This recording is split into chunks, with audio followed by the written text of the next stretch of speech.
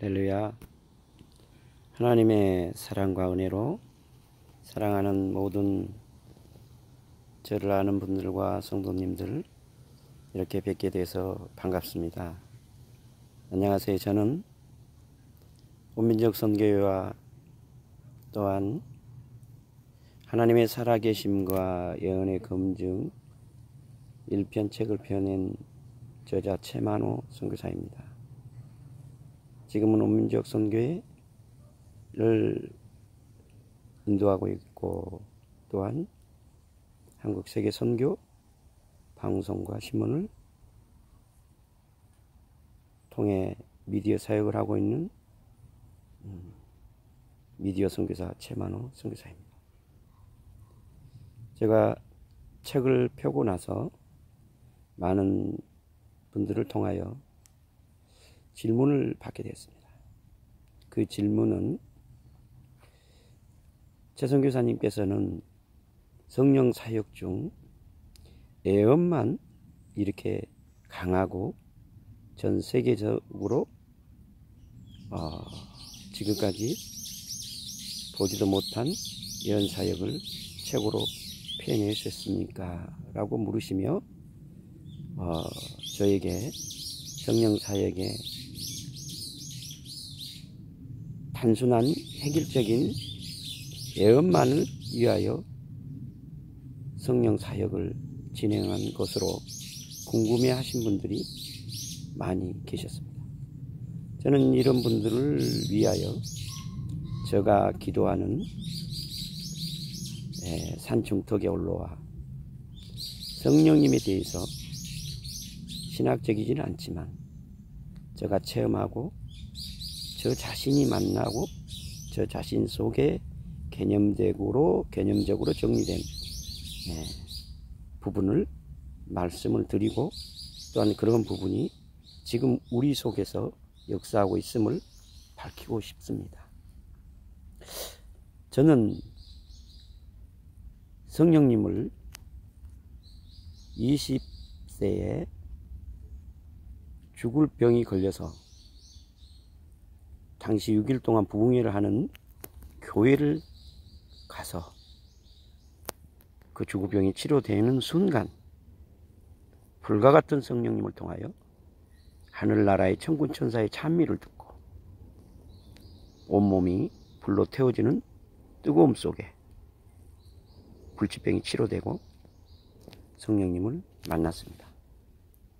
그 이후에 방언이 터지고 하나를 들으면 열을 알 수 있는 지혜가 떠오르며 또한 저 자신이 무엇을 해야 될지를 알게 된 사명을 갖게 됐습니다.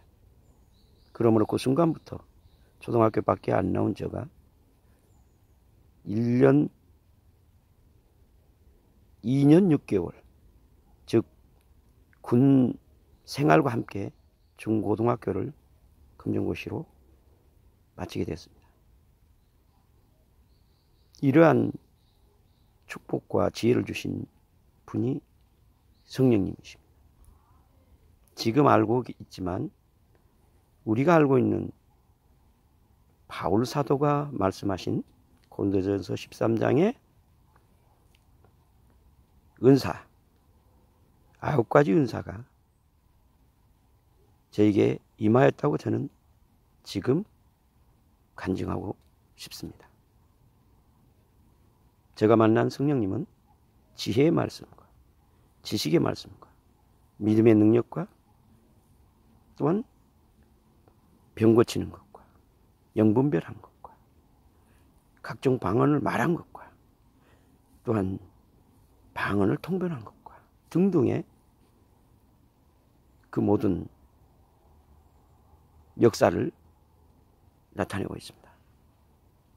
저는 이렇게 하여 어떤 목사님도 표현하셨지만 저도 역시 9가지 은사를 내면적 은사, 표면적 은사로 구분하여 개념을 정리하고 성령 사역을 하고 있습니다. 특별히 이 고린도전서 13장에는 나오지 않지만 저에게는 방언을 받고 어느 기도원을 갔을 때 방언으로 찬양을 하며 많은 생명들을 치료하는 기도원 원장님을 뵀습니다. 멀리서 뵀습니다. 그때 나이 21살 때 병역 생활 중이었습니다. 그 모습은 곧 여자분이었지만 고창에 있는 할렐루야 기도원 이성순 전도사님이라고 하신 분입니다. 그곳에 모인 모든 성도들이 방언으로 찬양을 하는데 엄청난 은혜와 체험을 하며 환자와 귀신들이 치료되고 나가는 것을 저는 목격하였습니다. 그 후에 저는 너무 사모하여 21일간의 하늘산 기도원에 가서 금식 기도를 하고 방언을 바꿔지는 방언과 통병과 또한 찬양을 받았습니다. 다시 말씀하면 저도 모르게 방언으로 찬양을 하게 된 것입니다. 오히려 저는 찬송을 부르는 것보다 방언으로 찬양을 하는 것이 더 편하고 쉽습니다. 이후에 알게 된 것이지만 방언 찬양은 어떤 분들이 말씀하시기를 성령이 충만할 때 나온다고 그럽니다. 저는 잘 모릅니다. 항상 방언으로 어릴 때 영적 지도를 해주신 분이 없기 때문에 높은 산에 가서 방언으로 기도하고 또한 찬송하고 방언으로 성경을 읽었습니다. 당시 한국교회는 성령 충만한 시대이라 교회 안에서 방언이 무리를 많이 일으키기도 했습니다. 거짓 방언도 있었고 또한 대중 가운데서 기도를 할 엄중한 거룩한 예배 때 또 방언으로 무리를 일으키는 일도 있어서 절제가 필요한 그런 성경적 진리가 많이 이루어지지 않았습니다. 저 역시 어린 나이에 그 모습을 보며 일체 교회 안에서 혼자 있을 때 방언 기도를 하는 것 외에는 저는 산골에 사는 사람이라 산에 가서 기도하고 마음껏 부르짖고 또 마음껏 찬양하며 성경을 보고 자랐습니다. 이리하여 저의 이러한 성령을 사모하며 따라온 습관이 지금도 이 순간도 이 산상의 중턱에서 여러분들에게 저에 대하여 궁금한 부분을 말씀드리는 것입니다. 저는 참으로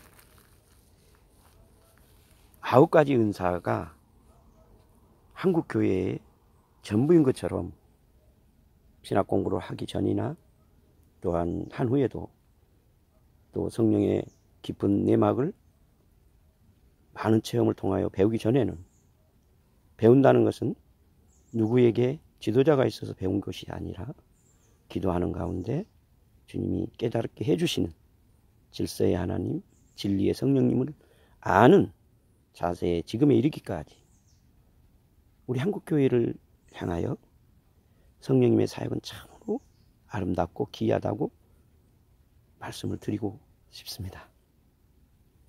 저는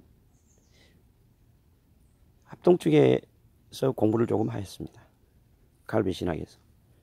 그러나 제가 알고 있는 성경 속의 성령님 맞습니다. 성령으로 성경이 감동되어 기록되었고 특별히 구약의 특별한 선지자들을 통하여 성령을 부으셔서 기록하였기 때문입니다. 그리고 모세오경에 현현하신 하나님의 역사와 또한 수많은 선지자들의 성령의 기름 부음을 받고 주가 임재하셔서 하시는 사역들이었습니다. 맞습니다. 하나님 말씀 속에 성령님이 임재해 계십니다. 그러나 주님께서 그 말씀을 이루기 위하여 너희들은 기도하라 하셨습니다. 제자들을 처음으로 파송하고 70문도를 파송한 후에 주님께서 보고를 받으시며 결과적으로 제자들에게 말씀하신 것이 너희에게 나타난 그 여러 가지 표적과 기사는 또 나타나지 않는 것은 모두 다 기도다. 기도 외에는 이런 이유가 없느니라 하셨습니다. 즉 주님은 이 땅을 떠나시기 전 고린도 전서에 나오는 성령과 요한복음 16장 또 고린도 후서에 나오는 성령과 이런 등등의 사역을 우리가 다시 한번 생각하도록 가르쳐 주셨습니다. 주님께서는 내가 너희에게 아버지 품속에 있는 보혜사 그 영을 보낼 것이다 하셨습니다. 그 다음에 그 영은 진리에 대하여 즉 예수님에 대하여 증거하게 될 것이다 하셨습니다. 또한 그 영은 진리의 영이다 이렇게 하셨습니다. 그 다음에 진리의 성령님이다 이렇게 하셨습니다. 그리고 주님께서 너희들은 이 성령을 받을 때 모든 성경이 생각나고 내가 말한 모든 성경이 생각나고 또 깨달아지고 가르치게 되리라 하셨으며 또한 장래일을 말하며 죄를 책망하며 의에 대하여 심판에 대하여 세상 나라 임금에 대하여 말하게 되리라 하셨습니다. 그러나 아직은 때가 아니니라. 내가 아버지께 가고 하늘나라로 간 다음에 아버지에게서 나와야 그 성령님이 아버지 품속에서 나와서 이 땅에 오셔야 이러한 일들이 이루어지리라 하셨습니다. 그리고 주님께서 제자들이 요한복음 17장에 보면 그러한 가르침과 하나님의 사랑과 보호를 받도록 제자들을 위한 중보기도를 간절히 하십니다. 주님이 그들을 위하여 영광을 입었다는 제자들에 대한 고마움도 주님이 표현하고 계십니다. 우리 주님이 이 많은 사랑을 표현하시면서 우리에게 주시는 선물, 제자들에게 주는 선물은 곧 성령님입니다. 진리의 성령님입니다. 이 진리의 성령님이 이제 주님이 부활하실 때 약속하셨습니다. 주시기로. 그리고 이 진리의 성령님을 받아. 꼭 진리의 성령님을 받아야 나의 일을 할 수 있고 이 진리의 성령님을 받아야 나의 제자가 되고 이 진리의 성령님을 받아야 거듭날 수 있고 이 진리의 성령님을 받아야 내 증인이 될 수 있다 이렇게 하셨습니다. 물론 제자들이 그 모든 성령님에 대하여 체계적으로 정리할 수 있는 학문이나 모든 등등의 위치에 있지 않았습니다. 이러한 모든 부분을 정말 잘 최상의 방법으로 정리했던 분이 사도 바울이십니다. 저희들은 이러한 주님의 명령이 그러면 언제 오느냐? 주님께서 기도하는 그 장소에 약속한 장소, 약속을 주시겠다는 장소, 또한 기도하라는 그 때, 기도할 때 120문도 500명 중에 120명 4분의 1이 그 약속을 지켰습니다. 나머지는 천국에 올라간 환상적인 모습만 머릿속에 담고 떠났습니다. 자기들도 이 다음에 그렇게 될 줄 알고 믿음을 가진 것입니다. 저는 이리 생각합니다. 주님께서 500문도에 말씀하셨으나 그 말씀을 지키고 약속을 지키고 증인이 되도록 명령한 명령을 준행하려고 모인 120문도 외에는 자기의 생각과 혼의 정신으로 천국을 갈 수 있다고 믿고 그 약속의 장소에 있지 않은 것으로 저 혼자 생각해 봅니다. 오늘날도 믿는 자가 많지만 주님의 말씀하시는 거듭난 신앙, 성령 세례, 예수님이 주시는 아볼로에게 브리스가 아굴라가 성령 세례를 말씀하셨듯이 무엇인지 모르고 있을 때 바울이 안수한 즉 성령 세례가 임하고 방언이 터진 것처럼, 베드로가 고넬을 가문에 갔을 때 또 그와 같은 사건이 나타난 것처럼 성령 세례를 통하여 가장 먼저 나타난 것은 방언이 터지고 또한 하나님의 나라의 선물을 받게 된 증표, 표적 현사가 나타난 것입니다.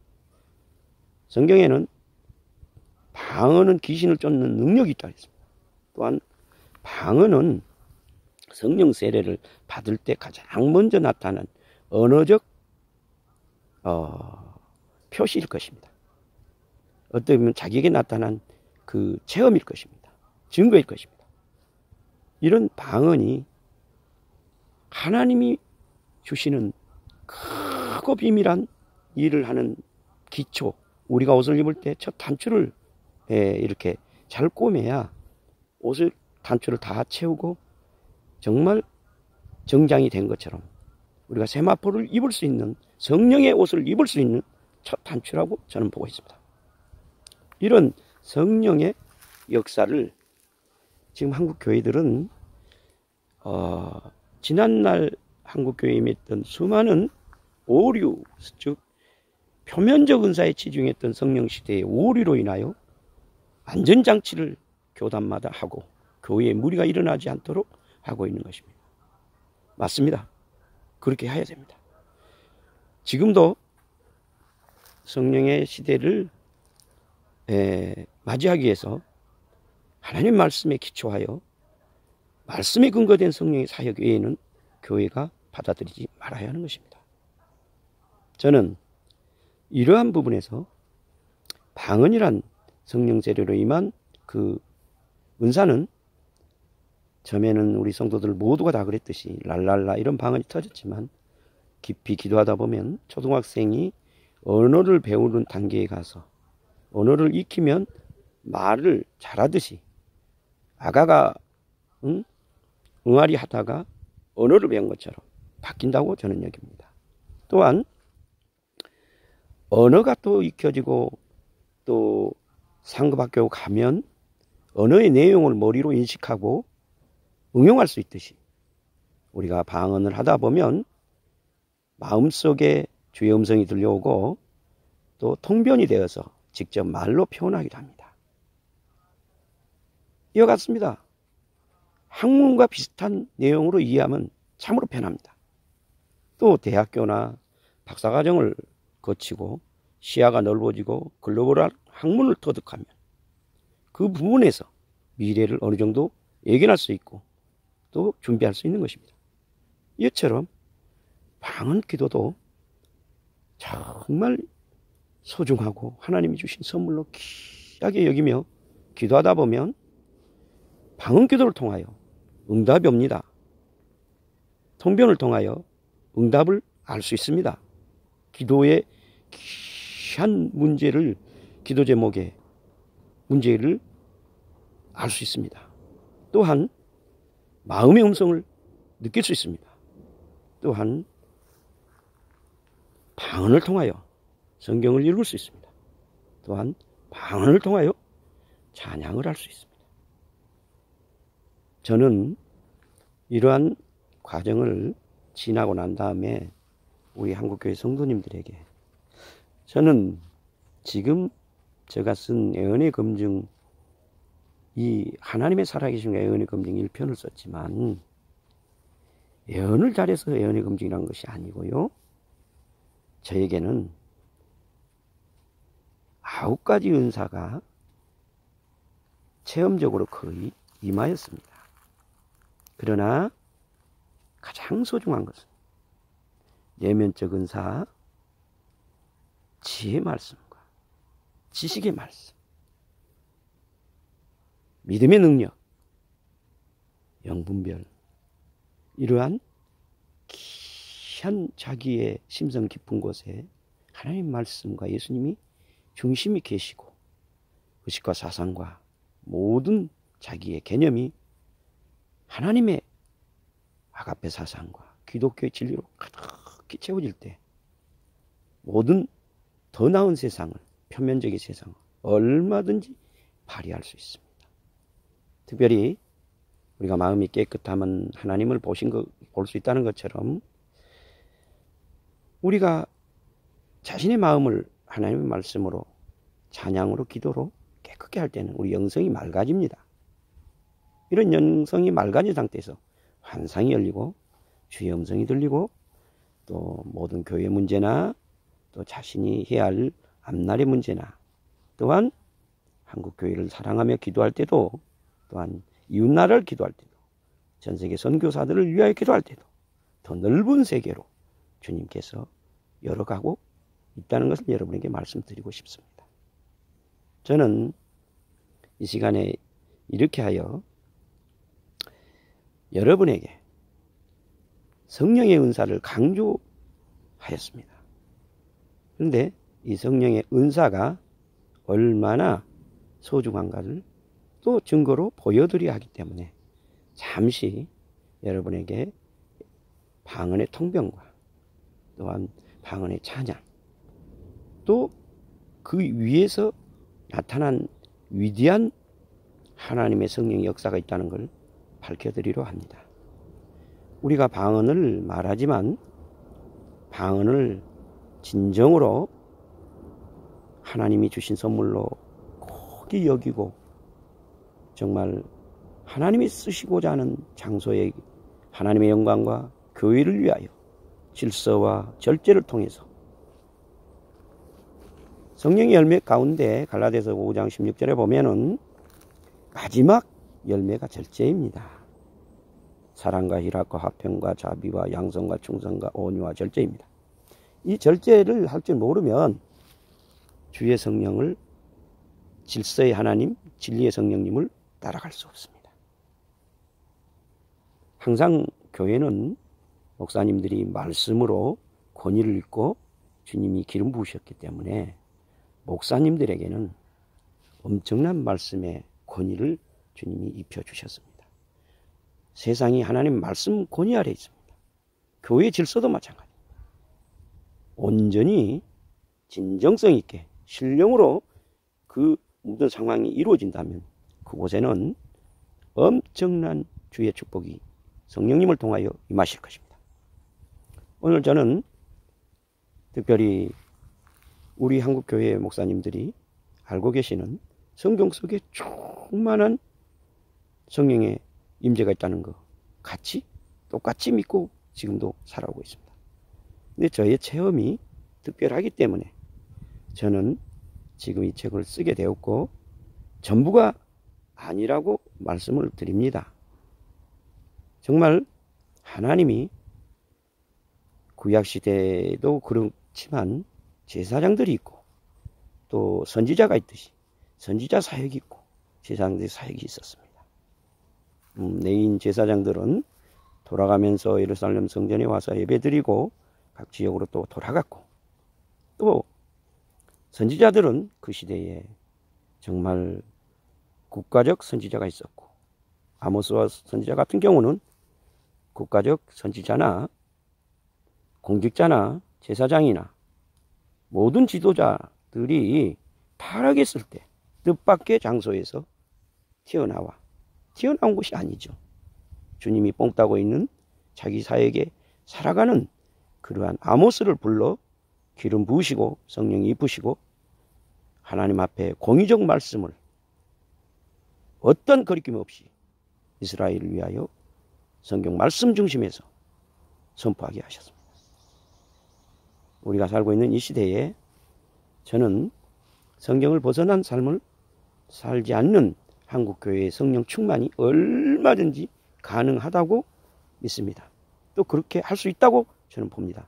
다만 지난날에 성령 충만하고 은사를 모두 어느 정도 받고 지도할 수 있는 지도자가 많이 부족했기 때문입니다. 거의 표면적 은사, 병 고치고 방언하고 귀신 쫓고 이게 전부인 것처럼, 그러면서 방언을 못하면 사람을 무시하는 영적 교만은 고쳐지지 않습니다. 이 세상에 제일 무서운 것이 영적 교만입니다. 영적인 길을 잘못 걸으면 엄청난 일생이 망가지는 위험이 있습니다. 그렇기 때문에 그러한 표면적 은사로 인하여 한국교회가 목회자도 무시하고 장로님도 무시하고 교회도 무시하고 질서도 무시하고 절제하지 않는 이러한 모습으로 한국교회를 놀라게 하였고, 또한 한국교회에 진정으로 필요한 진리의 성령님, 내면적 은사, 지혜의 말씀, 지혜의 말씀은 곧 예수님입니다. 예수님의 가르침, 지식의 말씀. 지식의 말씀은 하나님의 일을 잘하는 지식입니다. 이런 지식의 말씀, 믿음의 능력, 하나님을 믿는 믿음이 강하여서, 말씀을 믿는 믿음이 강하여서 어느 곳에서나 그러한 분들이 모이면 능력이 나타나고 사람으로 할 수 없는 하나님의 일들이 이루어지는 그런 뜻을 표현하고 있습니다. 물론 자신에게도 믿는 믿음이 강함으로 나타난 일이 있지만, 두세 사람이 모여 함께 기도할 때 주님이 그 기도를 받으시고 믿고 기도한 즉 받은 줄 알라, 이렇게 하셨습니다.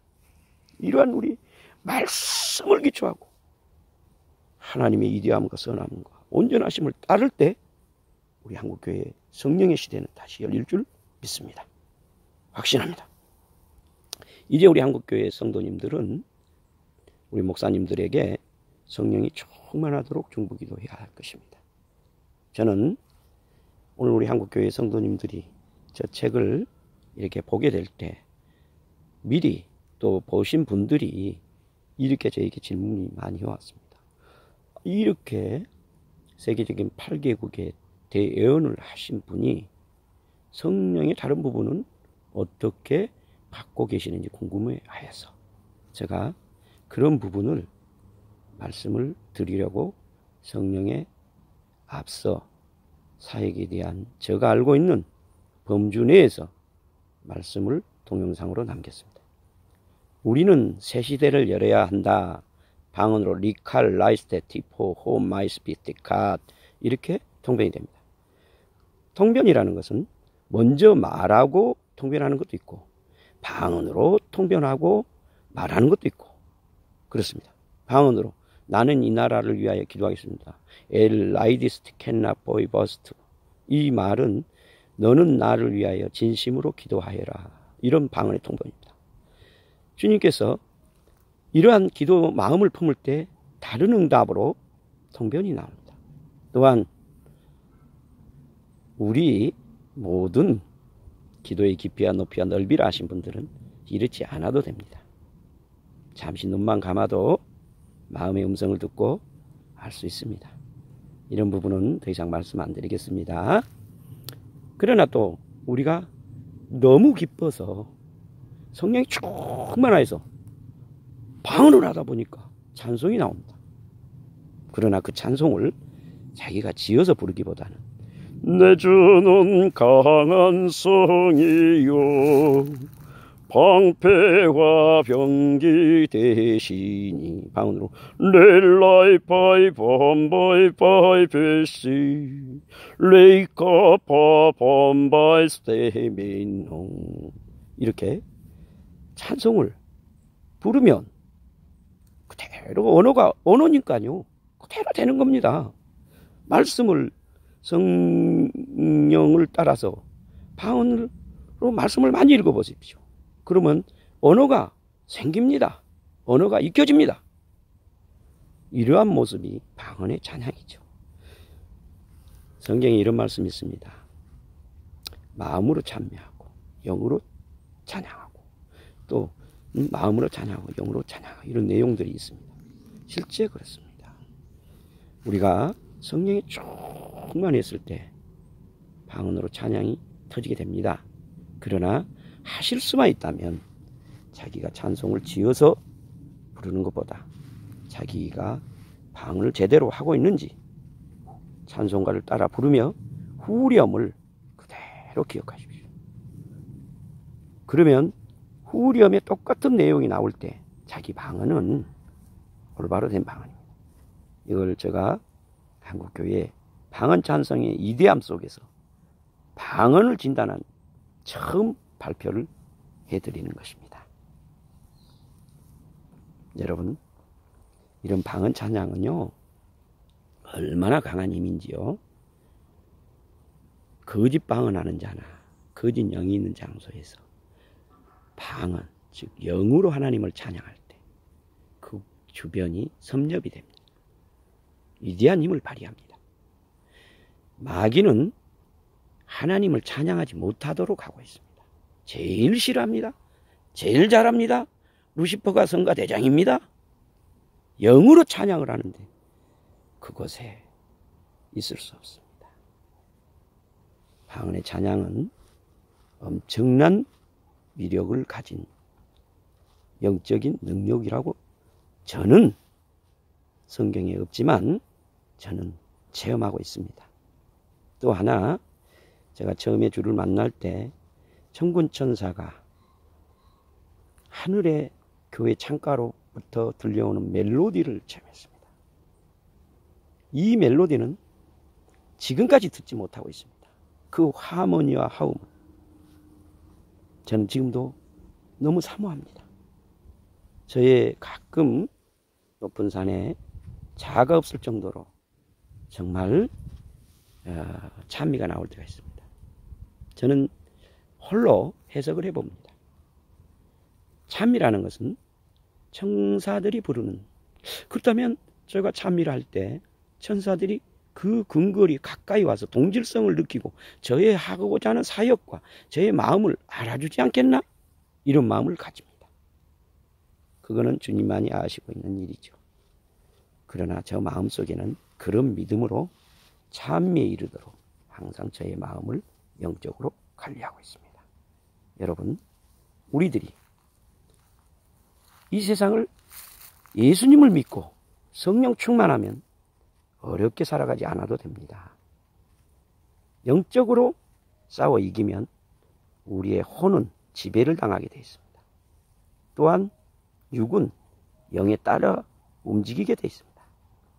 뿐만 아니라 우리가 살고 있는 주변에 우리 가정이 영적으로 굳게 서면 그 주변에는 사단의 영이 범주하지 못합니다. 또한 내가 다니고 있는 회사가, 내 사업처가, 또 우리 고장이, 우리나라가 이렇게 성령의 능력에 의하여 주를 찬미하고 찬양할 때 영역이 넓혀질 줄 저는 믿고 있습니다. 저는 항상 높은 산에 올라가 창자가 끊어질 정도로 큰 소리로 방언으로 찬양을 합니다. 또한 일찍이 우리 국악을 하신 분들이나 성대를 이용하여 노래를 하신 분들처럼 저 역시 일찍이 목에서 피를 토하고 성대가 터져 있습니다. 그 또한 방언의 찬양은 심성 깊은 곳에서, 마음 깊은 곳에서 우러나온 찬양이라, 영으로서 부르는 찬양이라 우리 몸에 엄청난 힘을 발휘하며 그 사자가 표하듯 기도를 싣고 강하게 찬송을 하게 되는 것입니다. 우리 한번 상상해 보십시다.